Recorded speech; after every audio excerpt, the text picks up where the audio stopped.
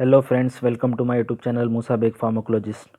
Friends, students, आप अगर मेरे चैनल पर नए हो तो चैनल को सब्सक्राइब कीजिए, बेल आइकन को प्रेस कीजिए, क्योंकि मैं आपके लिए ऐसी नई नई वीडियोस लाता रहता हूं।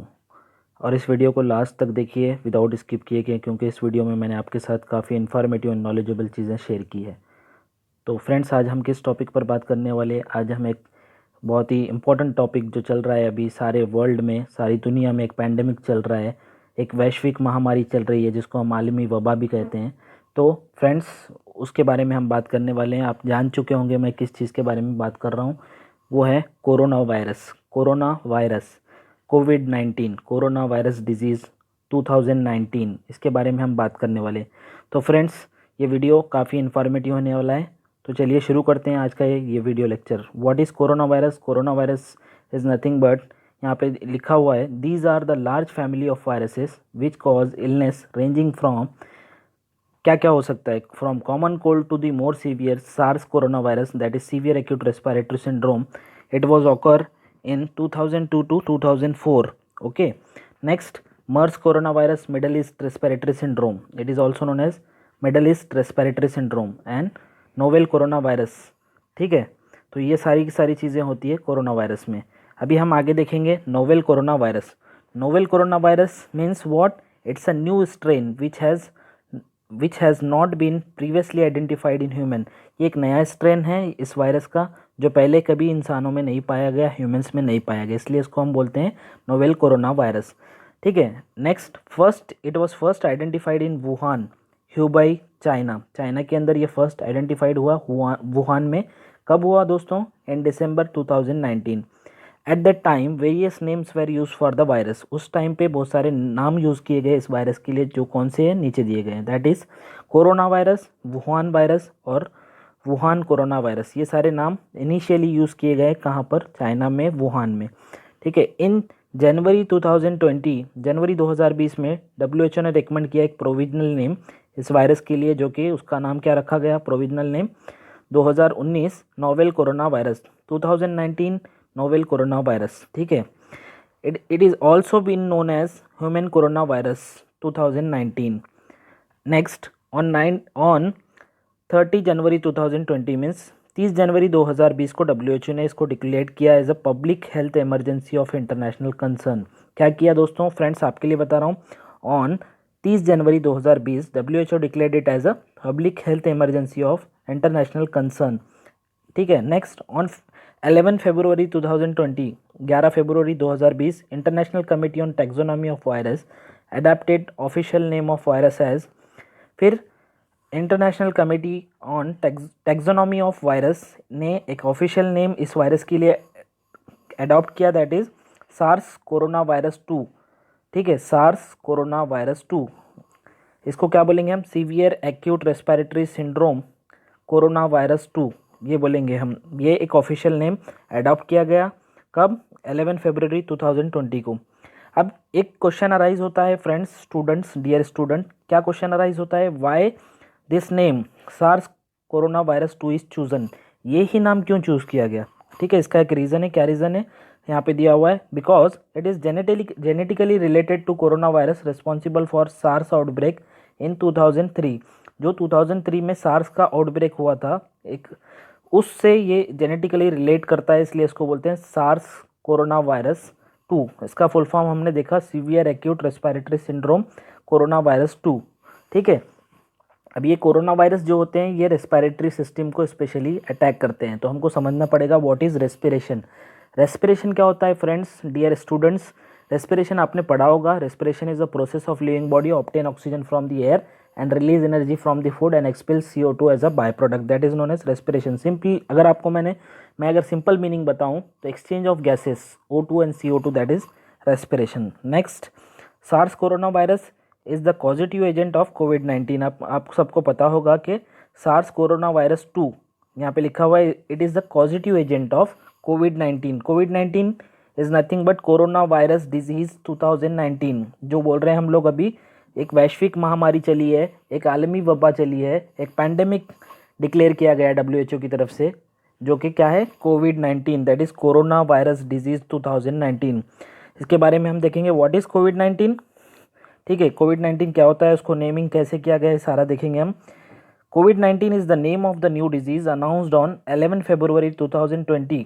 ठीक है, अभी ये नया नाम अनाउंस किया गया इस न्यू डिजीज़ के लिए by world organisation for animal health OIE and the Food Agricultural Organization of United Nations, that is FAO, Food Agricultural Organization of United Nations, FAO, इन्होंने ये नाम दिया है कोविड-19। ठीक है, ऑन मार्च 2020 हु declared it as a pandemic, means WHO ने ऑन 11 मार्च 2020 को इस डिजीज़ को, इस महामारी को क्या डिक्लेयर किया, पैंडेमिक डिक्लेयर किया। पैंडेमिक मीन्स एक बहुत सारे रीजन्स में ये डिजीज़ फैली हुई है, स्प्रेड हो चुकी है और वर्ल्ड वाइड इसका इम्पैक्ट हो रहा है, लोग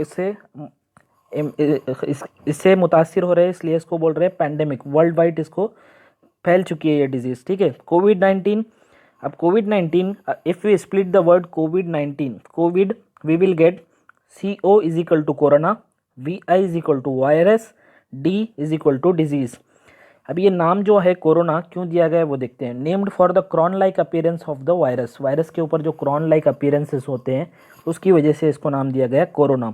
ठीक है, इट्स अ रेस्पिरेटरी सिंड्रोम। मैंने आपको पहले भी बताया कि ये एक रेस्पिरेटरी सिंड्रोम है जिसमें रेस्पिरेशन में प्रॉब्लम आ सकता है, लंग्स को अफेक्ट करता है, एल्वेलाई को अफेक्ट करेगा। कोविड-19 is a disease caused by SARS corona virus 2 that can lead to upper respiratory tract, means upper respiratory tract में क्या आएगा, nose, sinuses, throat, and lower respiratory tract that is airways, windpipe उसी को बोलते हैं, and lungs, इसको affect करेगा और अदर कॉम्प्लिकेशंस करेगा, तो इसको हम बोलते हैं कोरोना वायरस डिजीज 2019। ठीक है, next SARS corona virus 2 severe acute respiratory syndrome corona virus 2, it is the third zoonotic virus. ठीक है, कितना थर्ड नंबर का जूनोटिक कोरोना वायरस है। इससे पहले भी इसका मतलब ये है कि 2 corona viruses already zoonotic category में आ चुके हैं। उनका नाम क्या है, SARS corona virus and MERS corona virus. ठीक है, severe acute respiratory syndrome corona virus and Middle East respiratory syndrome corona virus, ये 2 पहले, इससे पहले जूनोटिक कैटेगरीज में आ चुके हैं। अब यहाँ पे एक क्वेश्चन अराइज होता है फ्रेंड्स, स्टूडेंट्स आपके लिए बता रहा हूँ, गौर से सुनना कि what do you mean by zoonotic. Zoonotic क्यों बोलेंगे हम इसको, क्योंकि इसका मीनिंग यहाँ पे दिया हुआ है, infectious disease caused by any infectious disease caused by pathogen that has jumped from animal to human. कोई भी एक इन्फेक्शियस डिजीज जो कि एक पैथोजन की वजह से होती है, pathogen means disease causing agent, it may be virus, it may be bacteria, it may be any other microorganism, it that has been jumped from animal to human, animal से human में आएगा। तो ये सारी की सारी चीज़ें थी basic introduction of corona virus that is कोविड-19। ठीक है, अभी हम आगे बढ़ेंगे फ्रेंड्स। कोरोना वायरस डिजीज 2019 और कोविड-19, कोविड-19 ये आपने सुना ही होगा। ठीक है, it is also known as corona virus, corona, COVID, novel corona virus, pneumonia, severe pneumonia with novel pathogen, 2019 novel corona virus, acute respiratory disease, ये सारे के सारे इसके और दूसरे नाम हैं। इसको दूसरे नाम क्या क्या हो सकते हैं मैंने आपको बताया। अभी हम देखेंगे कि एज ऑफ 23 अगस्त 2020 कितने लोग इससे अफेक्टेड है, कितने लोग रिकवर हो चुके हैं और कितने लोगों की डेथ हो चुकी है, वो देखेंगे हम। As of 23 August 2020 more than 23.2 million cases report हो चुके हैं अक्रॉस 188 कंट्रीज एंड टेरिटरीज। फिर उसके बाद क्या हो चुका है कि which results in more than 8,06,000 deaths and more than 14.9 million persons recovered from this disease that is corona virus disease 2019। तो ये कुछ स्टैटिस्टिक्स थे जो मैंने आपको बताना ज़रूरी समझा। नेक्स्ट हम देखते हैं corona virus belong to the family of corona वेरिडाई।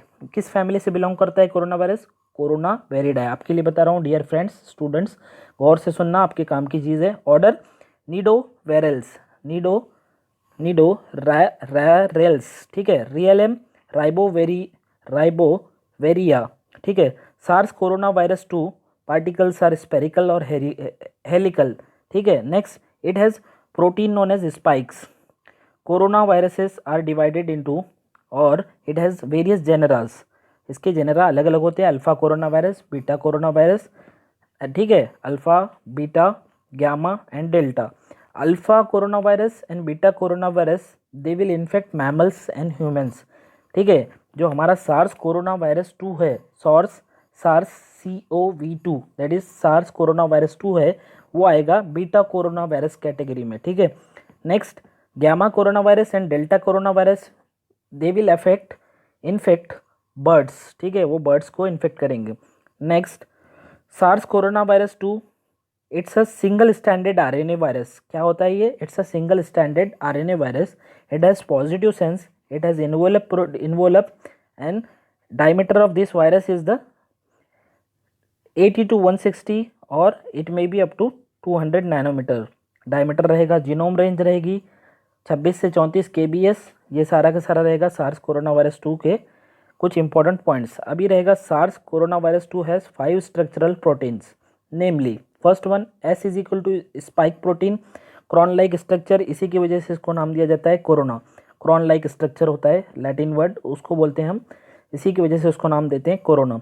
N होता है न्यूक्लियोकैप्सिड प्रोटीन्स, E होता है इन्वोलप प्रोटीन, M होता है मेम्ब्रेन प्रोटीन, HE होता है हीमाग्लोटिर स्टेरेस प्रोटीन। ठीक है, ये जो S प्रोटीन एंड हीमाग्लोटिर स्टेरेस प्रोटीन्स होता है ये हेल्प करता है वायरस को इंटर होने के लिए ह्यूमन सेल्स में। ठीक है, समझ चुके होंगे आप। नेक्स्ट होता है ग्लाइकोप्रोटीन्स होते हैं, इसमें कुछ प्रोटीन्स होते हैं E1 and E2। E1 means transmembrane protein and E2 means adjacent to the cell membrane protein. ये सारे के सारे होते हैं इसके अंदर। ठीक है, नेक्स्ट होता है incubation period of covid. Incubation period कितना होता है कोरोना वायरस डिजीज़ का?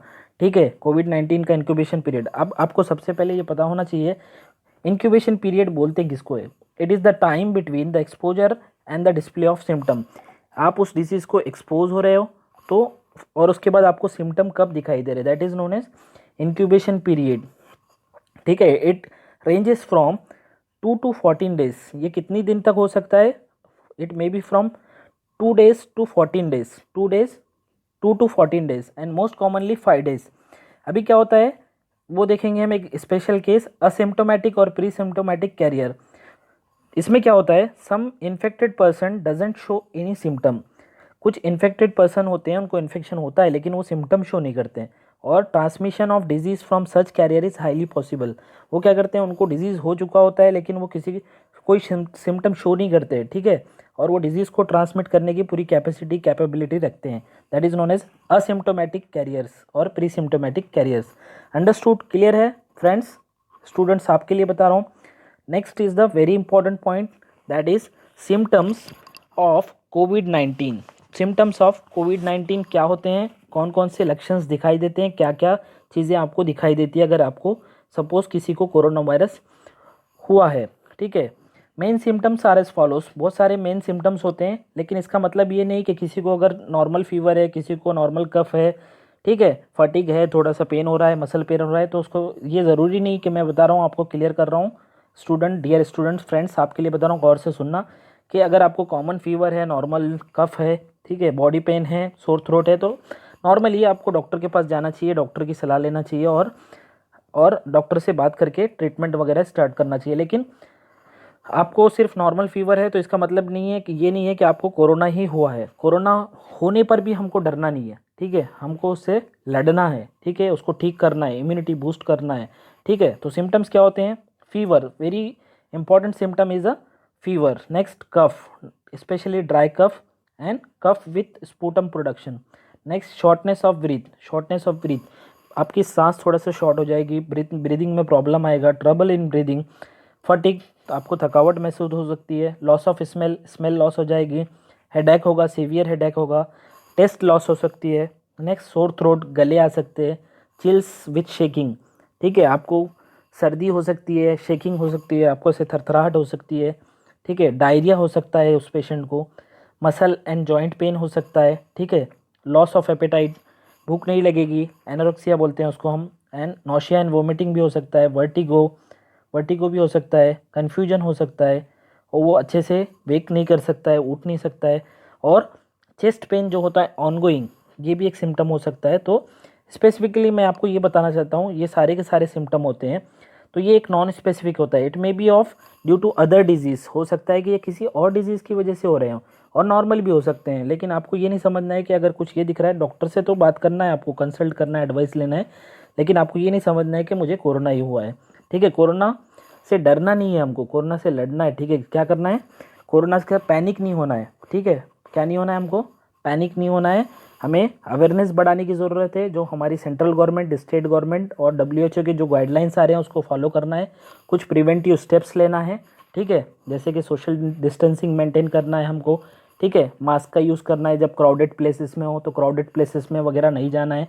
ठीक है, अभी कोई इसका स्पेसिफिक वैक्सीन और एंटीवायरल थेरेपी अप्रूव्ड नहीं हुई है, तो तब जब तक ये चीज़ें अप्रूव नहीं हो जाती, जब तक वैक्सीन अवेलेबल नहीं हो जाती, कोई एंटीवायरल ड्रग डेवलप नहीं हो जाता, तब तक हमको हमारी जो नेशनल एडवाइजरीज़ है, हमारे central government, state government, WHO की गाइडलाइंस को फॉलो करना है। ठीक है, तो ये सब करना है और हमें घबराने की कोई ज़रूरत नहीं है। हमको हिम्मत से काम लेना पड़ेगा और पैनिक होने की ज़रूरत नहीं है। अब यहाँ पे नीचे दिया हुआ, if person is infected, symptom can begin to appear as few as in a 2 days और as many as in a 14 days। ठीक है, कम से कम 2 दिन में सिम्टम आ सकते हैं और ज़्यादा से ज़्यादा 14 दिन में। ये वैरी हो सकता है फ्रॉम पर्सन टू पर्सन। ठीक है, तो ये सारी की सारी चीज़ें मैंने आपको आज के लेक्चर में बताई और अपकमिंग नेक्स्ट लेक्चर में और अपकमिंग लेक्चर्स में मैं आगे बताने वाला हूँ आपको transmission, pathophysiology, diagnosis of covid, treatment जो अभी अवेलेबल नहीं है लेकिन फिर भी सिम्टम के हिसाब से जो डॉक्टर्स ट्रीटमेंट कर रहे हैं उसके बारे में मैं आपको बताऊंगा, प्रिवेंशन कैसे करते हैं। ठीक है, एंड कॉम्प्लिकेशंस ऑफ कोविड-19। तो मैं ये आने वाले नेक्स्ट पार्ट्स में आपको नेक्स्ट अपकमिंग लेक्चर्स में बताने वाला हूँ। ठीक है, तो हमको कोरोना से घबराने की ज़रूरत नहीं है, हमको अवेयरनेस बढ़ाने की ज़रूरत है, हमको प्रिवेंटिव मेजर्स जो government, central government, state government दे रही है उसको फॉलो करने की ज़रूरत है और WHO जो हमको गाइडलाइंस दे रहा है उसको फॉलो करने की ज़रूरत है। ठीक है फ्रेंड्स, अगर आपको ये वीडियो अच्छा लगे, आपको यूज़फुल लगे तो अपने दोस्तों के साथ शेयर कीजिए और मेरे चैनल को सब्सक्राइब कीजिए, बेल आइकन को प्रेस कीजिए, ज़्यादा से ज़्यादा इस वीडियो को स्प्रेड कीजिए नॉलेज बढ़ाने के लिए, अवेयरनेस पर्पज़ के लिए, इन्फॉर्मेशन पर्पज़ के लिए। Okay, thank you friends.